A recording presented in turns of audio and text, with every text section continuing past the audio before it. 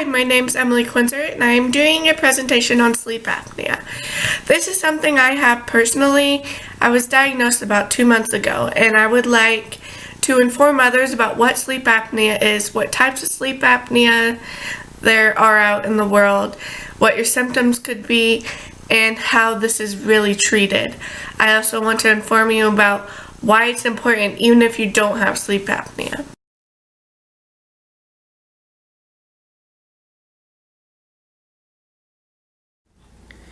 What is sleep apnea? Sleep apnea is one of the most potentially dangerous sleep disorders. This happens when one simply stops breathing during their regular sleep. The term apnea is considered to mean without breath. 1 in every 15 people have sleep apnea. Types of sleep apnea. There's obstructive, which is when your throat muscles start to relax when you were asleep. And then there is central sleep apnea. This is when your brain stops sending important messages to the muscles that control your breathing. Then lastly, there's complex. This is when the bulk of those sleep apneas are put together. How I found out I had sleep apnea.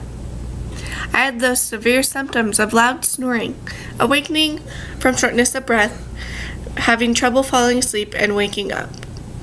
Once I went to the doctor for sleep apnea, my first sleep study, which took place at a doctor's office and I had to stay overnight, my results came out crazy. I stopped breathing 119 times in 360 minutes. That is almost 19 times an hour, a little more. My oxygen levels dropped to about 84, the normal is 93 to 100.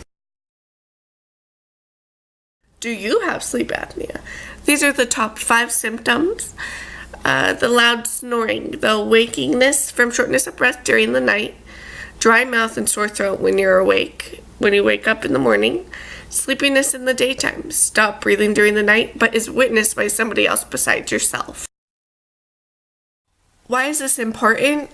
Even if I don't have sleep apnea, family and friends may have sleep apnea. You might not know it, and you might have never noticed it until now. It's always a good thing to have knowledge on certain conditions such as this. This is a very dangerous condition. And if someone starts to say that they have certain signs, such as loud snoring or dry mouth in the morning, it would be a good idea to inform them about sleep apnea, to inform them that maybe they need to go to the doctor. How can this be treated? This can be treated by surgery, but it's not always effective. The CPAP, which is on the screen to your right, it's a little machine. Weight loss. Your doctor might say, you need to lose a little weight. Your body won't have to work as hard to breathe. Drugs are not an option. You can't have a drug that controls your breathing while you're asleep. It's just not possible. This is a CPAP machine. This is what I use when I go to sleep.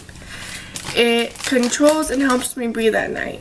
So when I stop breathing or my throat muscles stop working, the machine kicks in and pushes air into my airway. I'm going to have my brother help me demonstrate how it works. So, this is my brother Tyler. He's gonna put the mask on. But first, there's 3 different types of masks. There's a mask that is like an oxygen tube. It just sticks into your nose. And then there's one that just covers your nose like a regular mask like this, but not the mouth part. And then this is a full face mask. This covers your nose and your mouth.